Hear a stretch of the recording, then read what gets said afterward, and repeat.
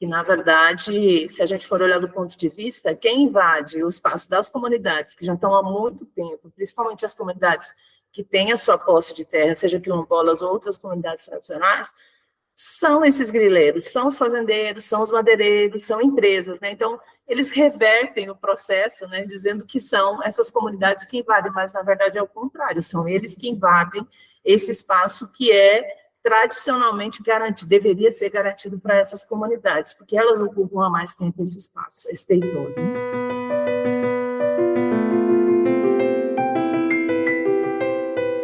Outro que tem aumentado nos últimos anos é a questão dos conflitos por contaminação de agrotóxicos, e a gente viu essa semana também, eu estava conversando com o pessoal do Maranhão, e eles traziam muito esse impacto dos agrotóxicos. Essa semana mesmo teve denúncias, né, de um conflito premente em que a comunidade ela foi afetada, né, ela foi impactada pelos agrotóxicos.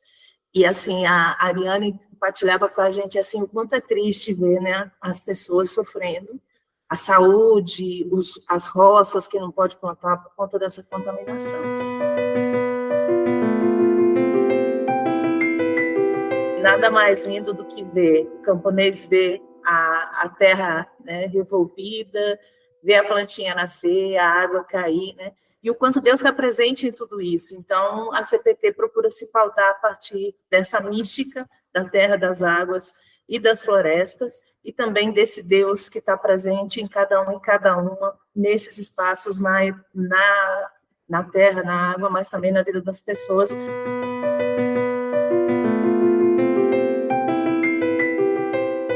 Imagina uma família que perde aquilo que ela plantou, que ela está ali esperando para colher, né? Ela perde a sua casa, o seu local de moradia, onde ela já estava há muito tempo. Ela perde também a essência daquilo que eu falei, como Deus está presente, né? Nessa vida, nessa espiritualidade das comunidades. Ela perde também um pouco da sua religiosidade, da sua espiritualidade, né? Eu sempre costumo falar que um quilombola lá do Maranhão, quando a gente fez o lançamento da campanha de defesa do Cerrado, um depoimento que ela disse assim, se eu perder a água, eu vou perder meus orixás. Então, eu vou perder parte da minha vida, eu vou perder parte da minha espiritualidade.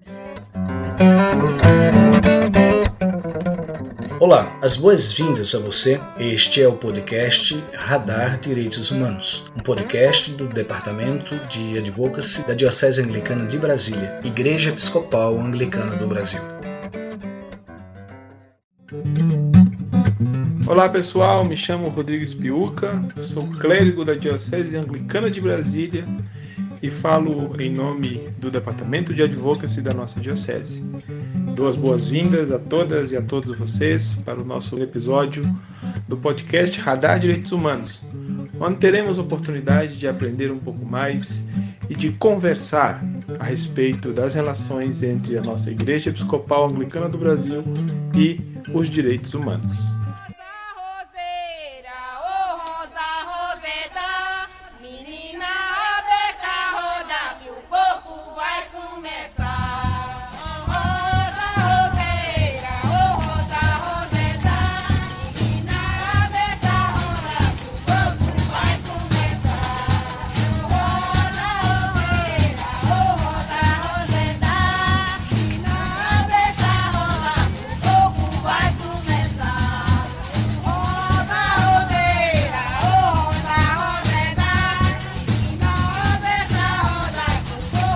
E hoje, sobre o tema os conflitos no campo e as ações de resistência das comunidades envolvidas, eu tenho a satisfação de conversar com Isolete Wisniewski. Ela é agente de pastoral na Comissão Pastoral da Terra da Articulação do Cerrado. Isolete, seja bem-vinda aqui ao Radar Direitos Humanos. É uma alegria ter você conosco. Obrigada, Rodrigo. Eu agradeço a oportunidade de estar aqui com vocês, né, para a gente discutir esse tema que é tão importante e muitas vezes invisível, né, para toda a população brasileira. Isolete, por gentileza, vamos começar o nosso bate-papo com uma explicação do que é a Pastoral da Terra. Talvez a pessoa que esteja nos ouvindo hoje não conheça a Pastoral, mas o que é e quais as suas atribuições principais? O que a Pastoral da Terra faz? Então, ela é uma comissão, né, ligada à questão da terra, pastoral, né, ligada à Conferência Nacional dos Bispos do Brasil. Apesar de estar ligada à Igreja Católica, nós somos uma pastoral ecumênica, então a gente trabalha com todos os camponeses, camponesas, comunidades tradicionais, ribeirinhas, né? Tem uma infinidade, e hoje a gente vai falar dessas resistências, né? Uma infinidade dessas comunidades a partir das suas identidades. Então, esse é a ação que a CPT faz diretamente com esse público, para que, diante da sua missão, né, enquanto CPT, a gente sempre fala da radicalidade do Evangelho, né, que é assumir a radicalidade do Evangelho de Jesus de Nazaré, aquele que está junto dessas comunidades, né, apoiando, assessorando, trabalhando a partir da educação popular, né, com vínculo direto com a terra, com a água, com as florestas. Então, estar junto a essas comunidades é a ação principal da CPT, na defesa dos seus direitos, mas também no fortalecimento dos seus modos de vida, garantindo isso. E a questão principal que a gente sempre coloca é que a CPT ela não é protagonista das ações, são os camponeses que são protagonistas das ações. Então, a CPT é uma entidade de apoio, né, que ajuda a organizar, ajuda a trazer a formação técnica em muitos lugares, né, na linha da agroecologia, no cuidado com a terra, trabalhando a mística, a espiritualidade da terra, das águas, né, em que Deus está muito presente nesse ambiente, né, assim. Eu sempre gosto de falar uma frase de um padre amigo meu, Padre Dias, que eu conheci quando estava na Pastoral da Juventude Rural, e ele sempre fala que não tem nada mais lindo do que ver o camponês ver a terra, né, revolvida, ver a plantinha nascer, a água cair, né, e o quanto Deus está presente em tudo isso. Então, a CPT procura se pautar a partir dessa mística da terra, das águas e das florestas, e também desse Deus que está presente em cada uma, nesses espaços, na terra, na água, mas também na vida das pessoas que a gente está acompanhando no seu cotidiano. E quais as atribuições de um agente pastoral que faz no dia a dia? Então, na Comissão Pastoral da Terra, nós temos agentes voluntários e agentes que são contratados, né, que dedicam o seu tempo exclusivo para a ação da CPT. Uma das questões principais é o processo de formação com esses camponeses, né? Então, as atribuições desse agente é ir, né, às comunidades, fazer o seu processo de organização, de mobilização, de articulação, de formação, principalmente, né? E também de fazer seus processos de articulação com outras organizações, com as igrejas, com as pastorais, que existem na Igreja Católica e outras igrejas também. Então, esse agente tem essa função principal, de estar junto, né, nesse processo de formação junto às comunidades, mas também estar nesse processo de articulação. Também trazendo a visibilidade dessas comunidades, né, a essa realidade que as comunidades têm, né, para que a sociedade possa conhecer também e possa trazer essa realidade mais próxima, que às vezes ela está muito longe, né? Então, essa realidade do campo, se a gente olhar lá no sul do Pará, né? Quem vai conhecer lá no Rio Grande do Sul o que acontece lá no sul do Pará, né? Agora a gente está vendo muito premente a questão lá do Rio Grande do Sul, mas é uma questão que vamos dizer assim, questão de humanidade, mas tem questões pequenas que acontecem ali que a gente não conhece e que afetam, né, envolve diretamente essas comunidades, como a questão dos conflitos. Então, a CPT também tem essa tarefa, os agentes da CPT também têm essa tarefa de registrar esses conflitos. Depois, esses conflitos são sistematizados aqui no Centro de Documentação da CPT, aqui em Goiânia, onde eu estou, e depois a gente divulga esses dados dos conflitos, e a gente acompanha essas comunidades nos seus processos, desde os órgãos públicos, no sistema de justiça, né, nos organismos internacionais também, para denunciar essa realidade quando não há uma ação efetiva por parte dos governos federais, estaduais ou municipais. Então, a tarefa do agente é mesmo estar fazendo todo esse processo, desde a comunidade até fazendo esse processo de incidência, como a gente chama, né, a nível dos órgãos públicos, para que os direitos das comunidades eles sejam respeitados e garantidos.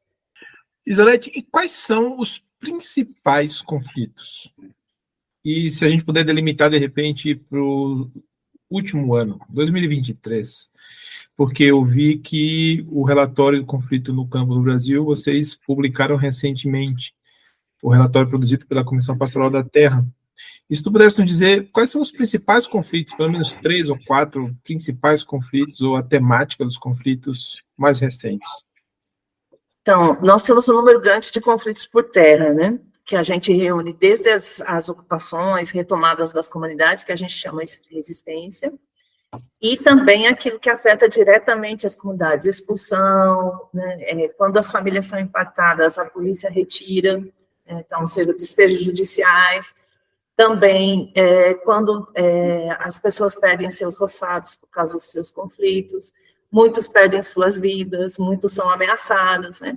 Então, se for olhar no ano de 2000 depois a gente registra também os conflitos pela água, né? Então, o que afeta diretamente a questão da água é as comunidades que dependem desse bem, né, que é muito essencial para a nossa vida.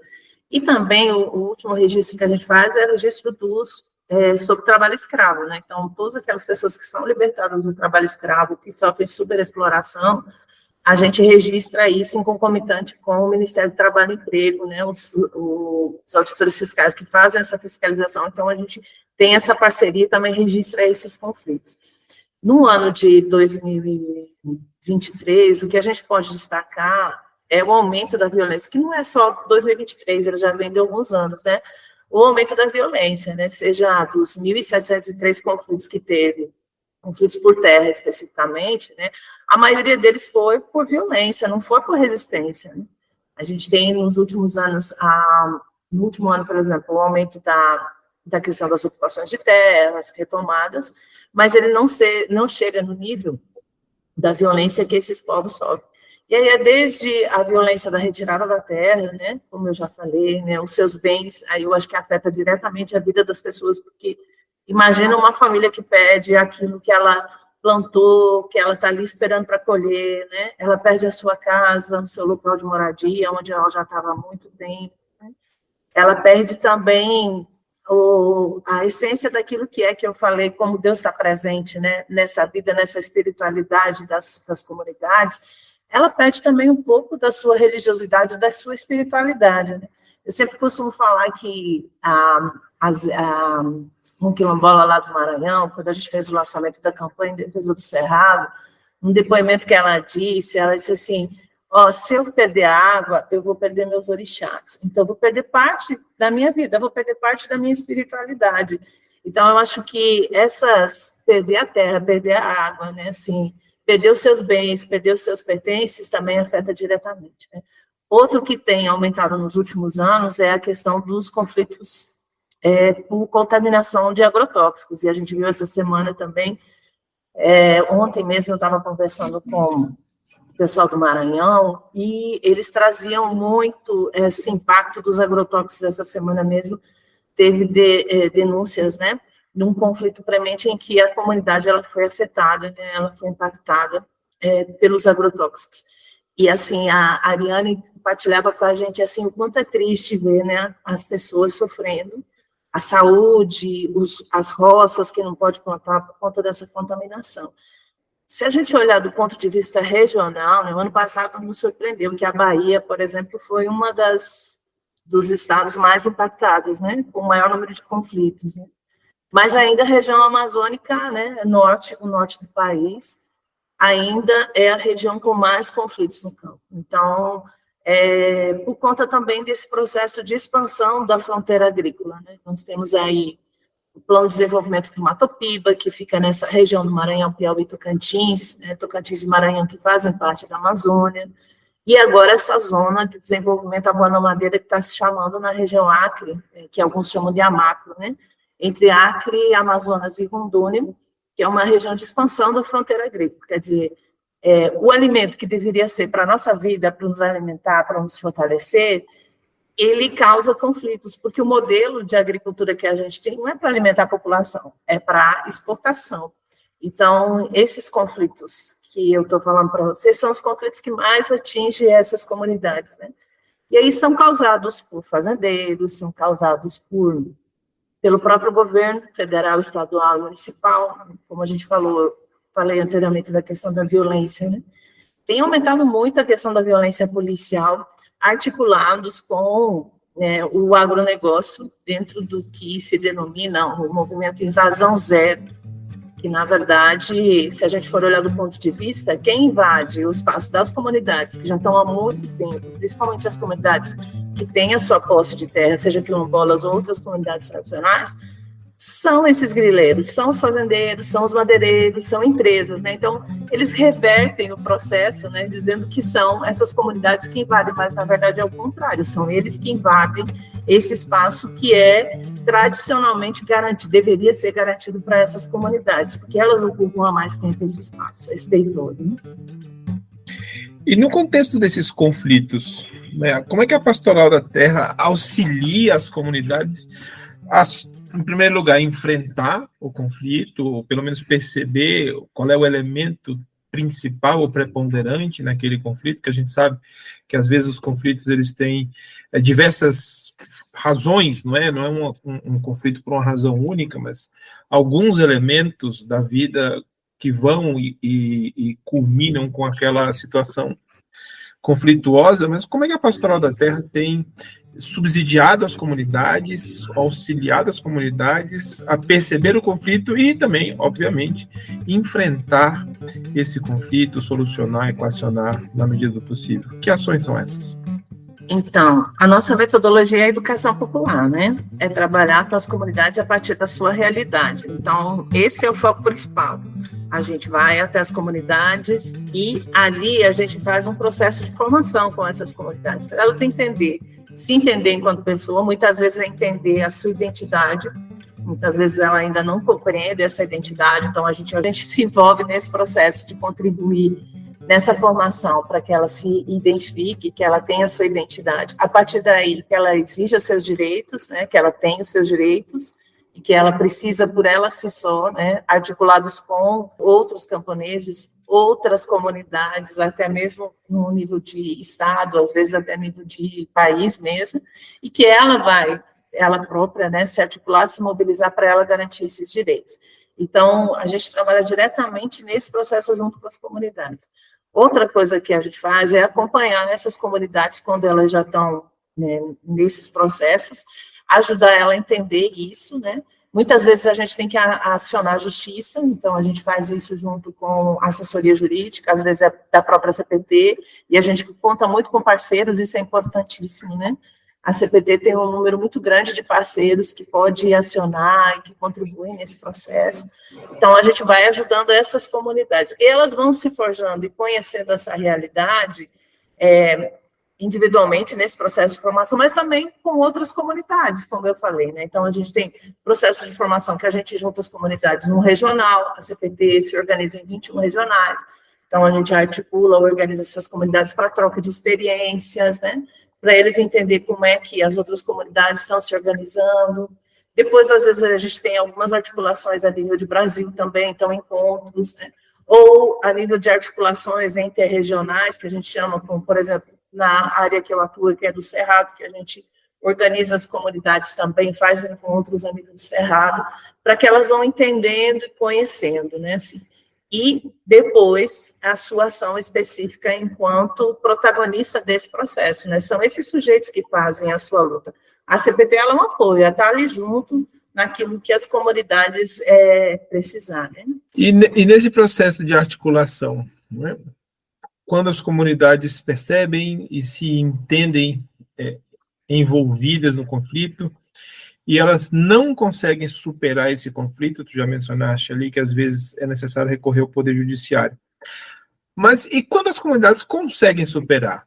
Quais são os exemplos de exitosos que tu podia compartilhar conosco, de ações que foram adotadas e trazendo para nós alguns exemplos de sucesso nessa solução dos conflitos? Eu acho que tem uma questão que é própria, que mesmo no conflito, a comunidade, ela está ali cuidando do seu território, né? Então, mesmo diante de um conflito, ela cuida daquele espaço, daquele ambiente. Eu acho que é a principal questão da gente colocar, né? Quando há uma ação mais efetiva, né, de saída, aí é isso que você falou, a gente acessa os órgãos de justiça, né, os órgãos governamentais também para garantir que essas pessoas... Mas depois que elas conquistam e permanecem nos seus territórios, ou aquelas que permanecem nos seus territórios, a CPT também trabalha com comunidades que não estão envolvidas em conflitos, né, para a gente evitar que o conflito chegue também, né, e para que essa comunidade se fortaleça, né? Então, a gente trabalha a agroecologia, né? Então, esse é um dos fatores principais, né, que a gente pensa nesse processo, né?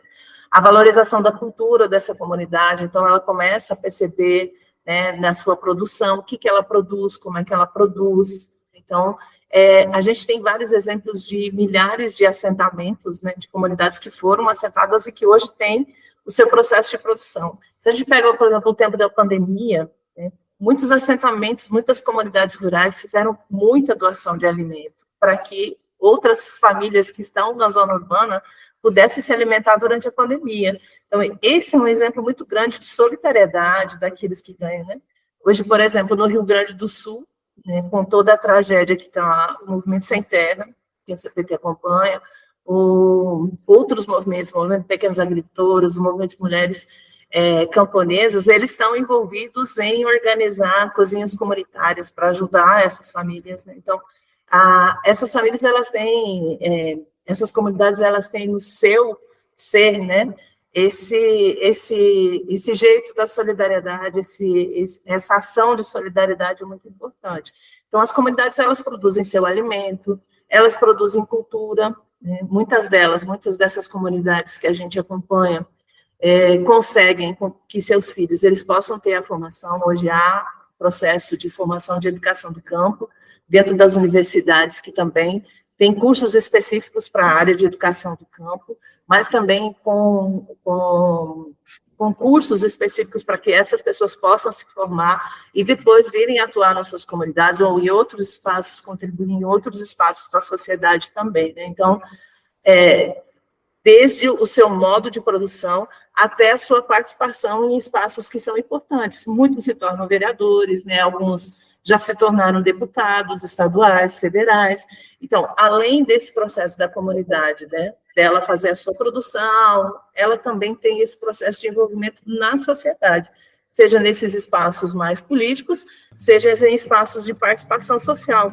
Por exemplo, os conselhos, né, que a gente tem, os conselhos de saúde, né, Conselho de Desenvolvimento Rural, né, Conselho de Segurança e Soberania Alimentar. Então, ela também tem esse espaço de participação, além de se fortalecer, de produzir seu próprio alimento, cuidar desse ambiente, cuidar da água, cuidar desse território, ela também ocupa esses espaços, também contribuindo para que a sociedade também tenha seus direitos garantidos. Então, me parece que é um processo muito importante, relevante de emancipação social, tanto na esfera individual quanto na esfera coletiva. É um processo de reconhecimento mútuo, de auto-reconhecimento, de reconhecimento mútuo, que fortalece a ação na esfera coletiva. De fato, essa ação coletiva, ela permite que as comunidades possam se fortalecer e aí alcançar os seus direitos de uma maneira mais efetiva. E tu falaste no início do nosso bate-papo que o método é a educação popular. Imagino que nós temos aí uma influência da metodologia do Paulo Freire. Estou certo? Exatamente. Eu acho que ela vem num movimento, né, que se tornou não só Paulo Freire, mas se tornou um movimento nacional e até internacional, né, da educação popular, né? Então, ela vem dessa raiz. A CPT nasceu em 1975, em plena ditadura militar, exatamente por conta dos poceiros que estavam sendo expulsos de suas terras na Amazônia. E também já atua desde lá com a questão da denúncia do trabalho escravo. Então, a educação popular faz parte do cotidiano, né? Assim como eu acredito que muitas pastorais e outras igrejas, a Igreja Anglicana, em seu jeito de atuar, né, quando atua mais na base, também permite isso, que eu conheço aqui, o Isaías, ele trabalha muito isso, né? Então, eu acho que a educação popular, ela traz a essência da vida da pessoa, né, assim, para essa realidade, para se confrontar com essa realidade. Então, acho que isso é o fundamental. Aí, nesse processo de ser agente de pastoral, de que ninguém educa ninguém, esse é um processo muito importante, porque os próprios agentes, eles vão fazendo o seu processo de formação junto com as comunidades. Então, isso é uma coisa formidável, né? Da gente se entender também enquanto agente, entender aquela realidade, porque às vezes a gente chega na comunidade, a gente não entende aquela comunidade, a gente precisa estar lá junto, ouvindo ela, entendendo qual que são as suas necessidades, olhando aquele território para entender o que é aquele território também, né? Assim, porque as comunidades elas têm um olhar diferente para isso. E se a gente não se coloca nesse lugar dela, a gente não consegue fazer o trabalho. Então, acho que essa é a questão principal da educação popular. Está vivenciando o que essas pessoas vivenciam e também se transformando junto com elas. Sensacional, Isolete, sensacional. A emancipação através da ação coletiva. Deixa eu te fazer mais uma pergunta sobre os conflitos. Quais os impactos que isso tem na vida afetiva, quero dizer, nas relações afetivas familiares? E uma segunda pergunta derivada dessa, que talvez até a gente já saiba a resposta, mas eu gostaria de que você pudesse expressar essa dimensão. Quais os grupos sociais que são mais vulneráveis neste contexto da violência que afeta as famílias? Então, eu costumo sempre dizer que os conflitos, né, às vezes a gente fala muito da perda, como eu já falei no começo, né, da perda, assim, da sua roça, né, da perda da água que está ali, muitas vezes as comunidades perdem pela questão da contaminação dos agrotóxicos. Veja só, as comunidades indígenas, elas têm muitas, né, por exemplo, os Craô, o seu mito é um mito... o mito que eles, da sua criação, ele vem a partir da água, né? Por isso que a gente fala, não é só terra, não é só aquele espaço que eles saem dali, né? Tem tudo um conjunto que essas comunidades se colocam. O território para elas é um espaço de vida. Imagina você tendo que ser expulso ou você perdendo parte da sua produção pelo uso dos agrotóxicos, por exemplo, né? Ou você não podendo mais nadar no rio que você nadava, né? Eu, quando criança, por exemplo, eu gostava, eu sou camponesa, né? Minha família era de camponeses, hoje não estão mais, né? Meu pai e minha mãe já faleceram, meus irmãos não continuaram na terra, mas você perde aquele espaço. Eu ainda tenho na minha consciência, na minha memória, aquele rio que eu nadava quando eu era criança, né? Assim, imagina, não é só uma saudade, é uma perda, você sente uma perda disso, né? E perder alguma coisa atinge a sua vida, né? Atinge o seu psicológico, né? Imagina. Ainda mais quando a violência é mais velada, né? Quando a violência é mais intensa, né? Assim, então, em que as pessoas são ameaçadas no seu cotidiano por armas de fogo, né? São torturadas, como o caso agora no Acre, né? Uma comunidade, uma das lideranças, ela sofreu um ataque, né? Assim, ela foi torturada, depois ela foi presa, né? Assim, então, você tem toda essa realidade que afeta. Isso não afeta só aquela pessoa que está sofrendo essa violência direta, né? Como você falou, a emancipação é coletiva.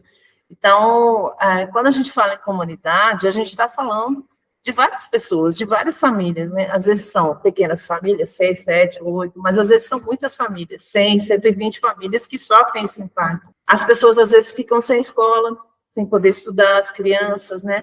Isso vai afetando diretamente as pessoas. E eu falo em especial que isso afeta mais as mulheres, porque elas têm o seu cotidiano ali do local muito mais premente nelas do que os homens, né? Assim, elas cuidam do seu espaço da casa, normalmente elas que estão mais cuidando do quintal, né? Ali do espaço onde elas estão. Então, a perda da água, a perda da biodiversidade, que também faz parte do seu cotidiano, né? As comunidades tradicionais têm muito isso, né?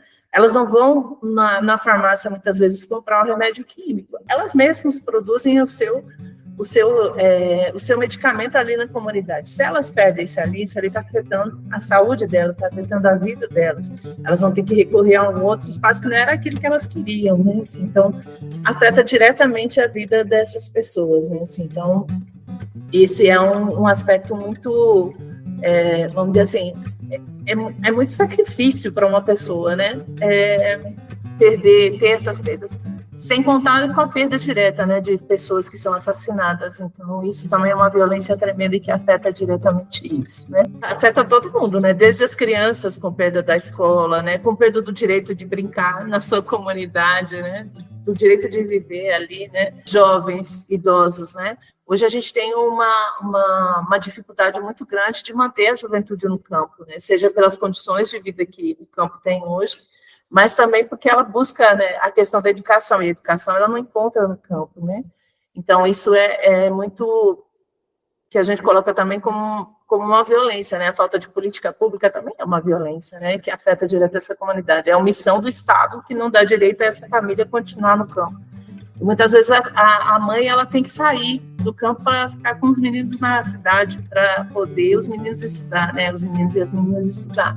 Então, isso também é, né? Então, afeta diretamente a família, né? E a gente tem hoje, as comunidades que são mais afetadas hoje, nos últimos anos principalmente, são as comunidades indígenas. Apesar que o ano passado a gente teve um aumento de conflitos com as comunidades sem terra, né? Ou movimentos que já estão na terra, assentados e acampados, mas principalmente as comunidades tradicionais. Então, você tem uma realidade muito grande, uma diversidade grande de comunidades tradicionais. Às vezes a gente só conhece as comunidades quilombolas que ouvem mais, as comunidades indígenas, né? Mas nós temos ribeirinhos, comunidade de fundo e feixe de pasto, nós temos as quebradeiras de coco, que são mulheres que quebram coco no Maranhão, Pará, Piauí e Tocantins, né?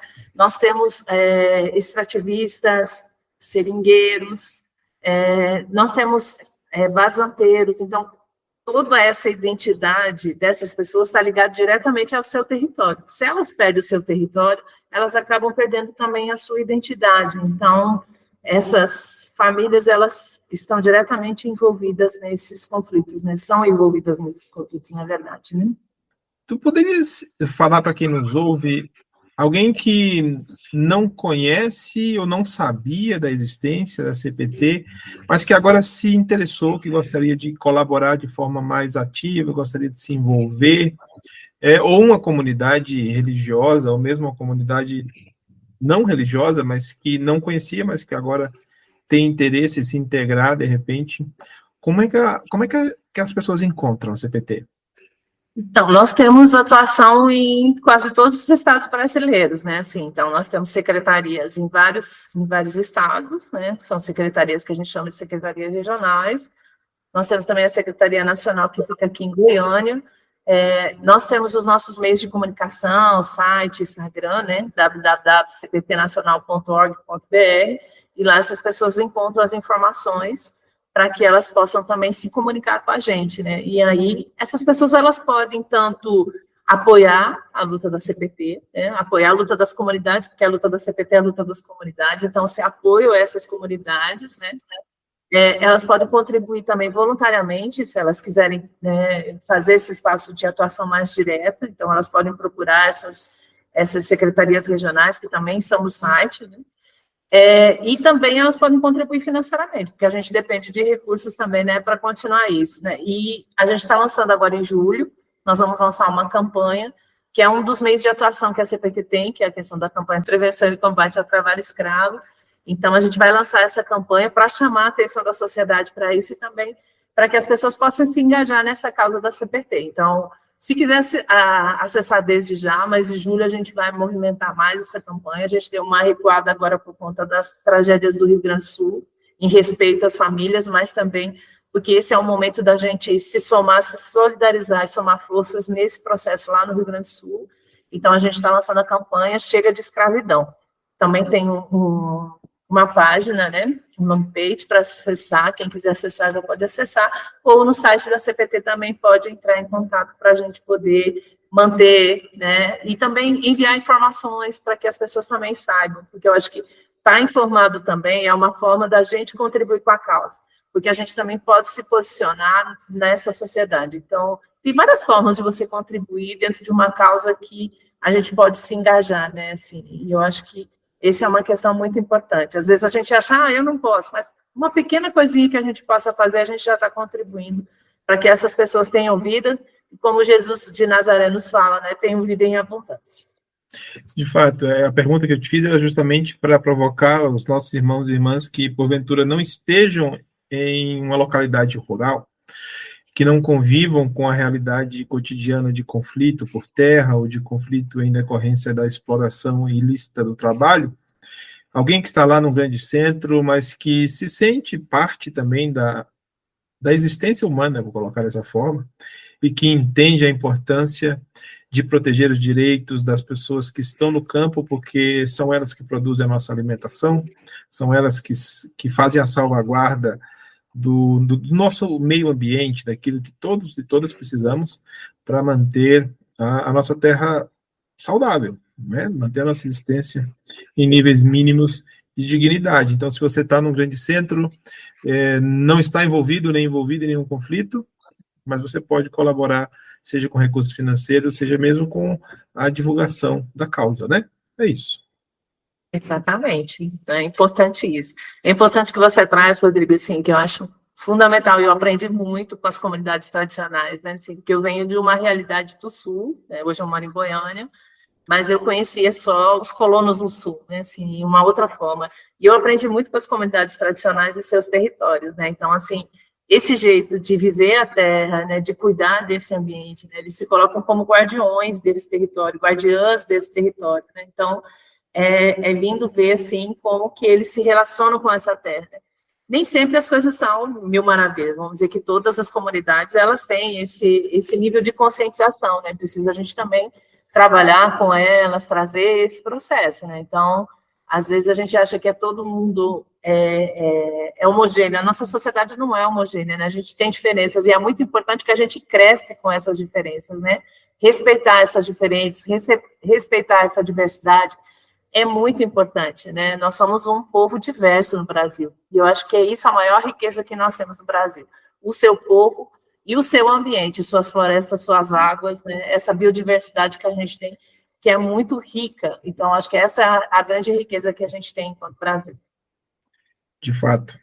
Então, Isolete, em nome da Diocese Anglicana de Brasília, do Radar Direitos Humanos, eu te agradeço a disponibilidade de conversar conosco sobre as ações de resistência das comunidades envolvidas em conflitos no campo. E com este agradecimento, eu te devolvo a palavra para que você possa deixar uma mensagem final, das tuas considerações finais para aquelas pessoas que nos ouvem. Olha, a gente também agradece, né? Acho que enquanto CPT, essa oportunidade de fazer essa divulgação é muito importante. Como você disse, né? As pessoas precisam conhecer. Se a gente não conhece essa realidade, a gente não pode emitir uma opinião concreta sobre isso. Então, convidar essas pessoas, né, a ouvir mais, a conhecer mais, né, a visitar as comunidades, né, a se fazer presença também junto a esses povos, né, observar essa luta, identificar quais são essas comunidades que também podem se engajar nessa causa que a gente tem. Então, obrigada e um abraço a todos e todas. Nós que te agradecemos.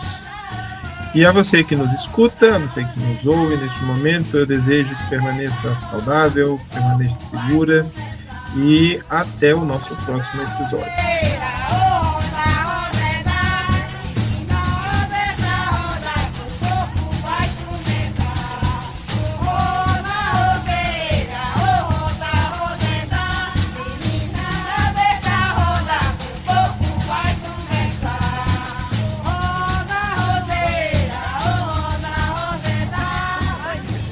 Este foi o podcast Radar Direitos Humanos, da Diocese Anglicana de Brasília, Igreja Episcopal Anglicana do Brasil. Produção e apresentação, Reverendo Rodrigo Spiuca. Edição do Reverendo Isaías Torquato e direção-geral do Bispo Maurício Andrade. Se você quiser entrar em contato conosco, você pode nos encontrar pelas mídias sociais, no Spotify, no Google Podcast e no agregador de podcast de sua preferência, e pela hashtag Radar Direitos Humanos. Até o nosso próximo encontro.